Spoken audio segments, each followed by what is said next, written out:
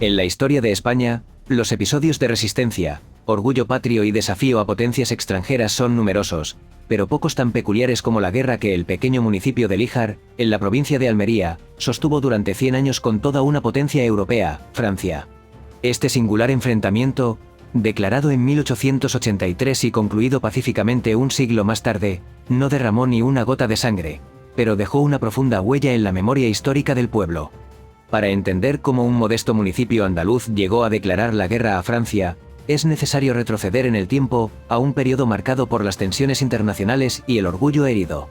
El contexto histórico. El rey, Francia y Alemania. La historia comienza con una anécdota aparentemente intrascendente. Una visita oficial del rey Alfonso XII a París en septiembre de 1883. El monarca español había emprendido un viaje diplomático por varias naciones europeas, incluyendo Alemania, donde asistió a desfiles militares con el uniforme de coronel honorario del 15º Regimiento de Ulanos, una distinción otorgada por el Kaiser Guillermo I. Sin embargo, este gesto fue percibido como una ofensa por parte de Francia, todavía resentida por su derrota ante Prusia en la Guerra Franco-Prusiana de 1870-71. Estrasburgo, la ciudad alsaciana donde estaba acuartelado el regimiento, era uno de los símbolos más dolorosos de esa humillante derrota, al haber sido anexionada por Alemania. Alfonso XII no cedió ante las advertencias de posibles tensiones diplomáticas y decidió continuar su visita a París. El 29 de septiembre de 1883, fue recibido en la capital francesa con abucheos y gritos hostiles como «Muera el Ulano» y «Viva la República». Pese a la tensión, el monarca español mantuvo su compostura y, tras una breve reunión con el presidente francés Jules Grévy, el incidente parecía haber quedado zanjado. Pero la historia no acabaría ahí. Líjar. Un David andaluz ante el Goliat francés.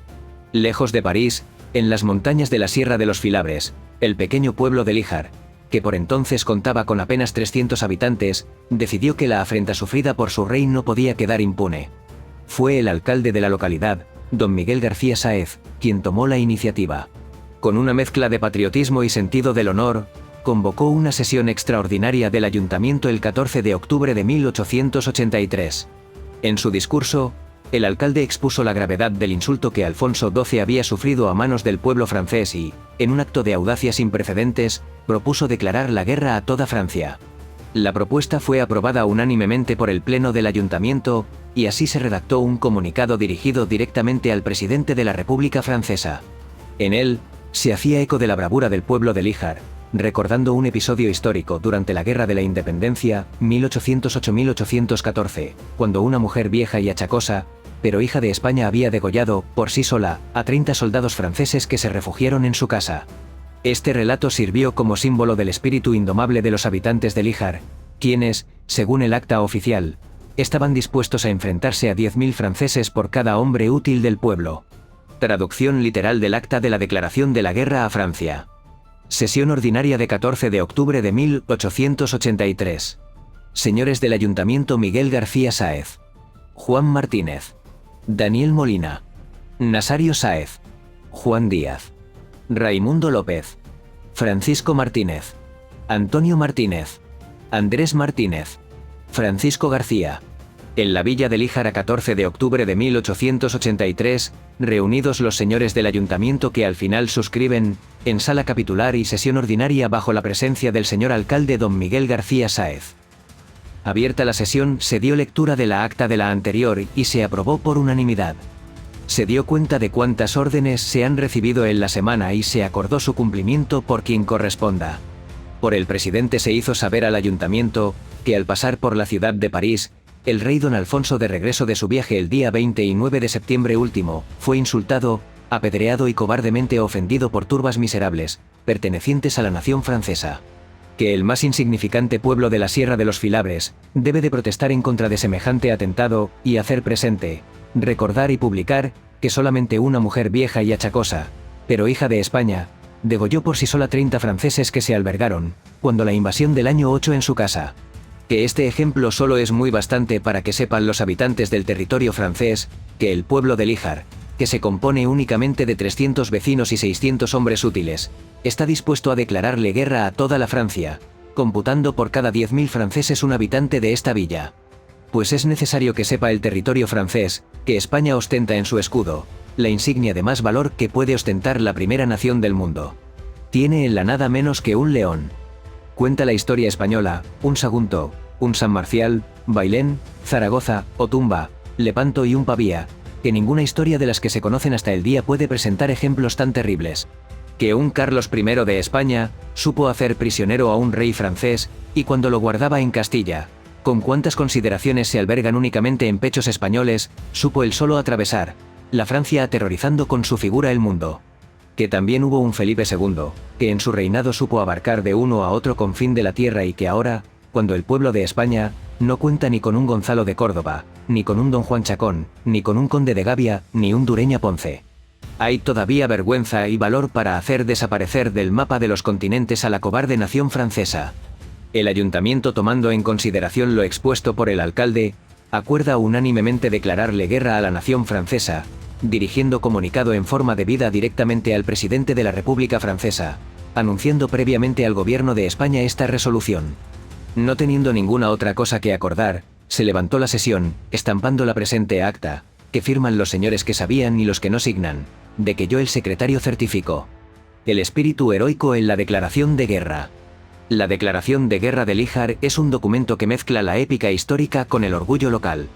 En ella, se mencionan grandes hitos militares de la historia de España, como las victorias de Sagunto, Bailén y Lepanto, así como figuras legendarias como Carlos I y Felipe II. Se recuerda cómo Carlos I logró capturar al rey francés Francisco I y lo mantuvo prisionero en España, un acto que, según el acta, demostraba la superioridad moral y militar de España frente a su eterno rival galo. El lenguaje florido del documento también destaca la vergüenza y valor del pueblo de Líjar para hacer desaparecer del mapa de los continentes a la cobarde nación francesa. Es evidente que la declaración, aunque llena de bravata, tenía un carácter más simbólico que real. Líjar, un pequeño pueblo agrícola, nunca tuvo la intención de embarcarse en una guerra armada contra Francia. Pero el gesto fue un reflejo del profundo orgullo y sentido del honor que caracterizaba a muchas comunidades rurales españolas, para quienes la lealtad al monarca y la defensa del honor nacional eran cuestiones de gran importancia. Un siglo de guerra incruenta. Curiosamente, la guerra entre Líjar y Francia se prolongó durante 100 años, aunque, por supuesto, no hubo enfrentamientos ni hostilidades reales. El conflicto se mantuvo en el ámbito de lo simbólico, y con el tiempo se convirtió en una anécdota histórica que el propio pueblo abrazó con orgullo. A lo largo de las décadas, el episodio fue recordado en diversas ocasiones, y el bando de guerra se convirtió en una especie de emblema local.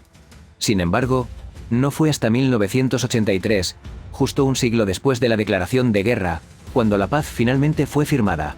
El 30 de octubre de ese año, en una ceremonia solemne, el alcalde de Líjar, Diego Sánchez Cortés, logró reunir a varias autoridades locales y nacionales, entre ellas, el cónsul francés en Málaga, Charles Santi, y el vicecónsul de Francia en Almería, René Bizet. Tras una misa en la iglesia local, se firmó el Tratado de Paz, poniendo fin oficialmente a la guerra. Como parte de la conmemoración, se instalaron 3 placas en el pueblo. Una en honor a la paz, otra dedicada al alcalde Miguel García Sáez, y una más que daba nombre a la Plaza de la Paz. Durante la primera semana de la paz, se llevaron a cabo charlas y coloquios que rememoraban los hechos, celebrando la valentía y el orgullo del pueblo. Reflexiones sobre el legado de Líjar. La guerra de Líjar con Francia es, sin duda, un episodio pintoresco en la historia de España. A primera vista, puede parecer un simple acto de fanfarronería o un despropósito sin mayor trascendencia. Sin embargo, este singular suceso revela algo más profundo: la capacidad de una pequeña comunidad para defender su dignidad y su honor frente a una potencia extranjera. En una época en la que las naciones estaban definidas no solo por su poder militar, sino también por el prestigio y el respeto que inspiraban, el acto de Líjar fue un recordatorio de que incluso los más pequeños pueden alzar la voz cuando su orgullo está en juego. Además, la historia de Líjar se inscribe en una tradición más amplia de pueblos españoles que, en momentos de crisis o humillación, han respondido con gestos simbólicos de resistencia. Así como Huéscar, en Granada, mantuvo oficialmente el estado de guerra con Dinamarca durante 172 años, desde la Guerra de la Independencia hasta 1981, y Móstoles, en Madrid, se declaró en guerra contra Francia en 1808, Líjar encarna ese mismo espíritu de desafío y orgullo. Este curioso conflicto entre un pequeño pueblo andaluz y una de las mayores potencias de Europa nos recuerda que la historia no siempre está hecha de grandes batallas o de decisiones políticas trascendentales. A veces, son los gestos simbólicos y las historias locales las que mejor reflejan el carácter de una nación. Líjar, con su guerra de 100 años, es un testimonio del sentido del honor de los pueblos pequeños frente a los desafíos de la historia.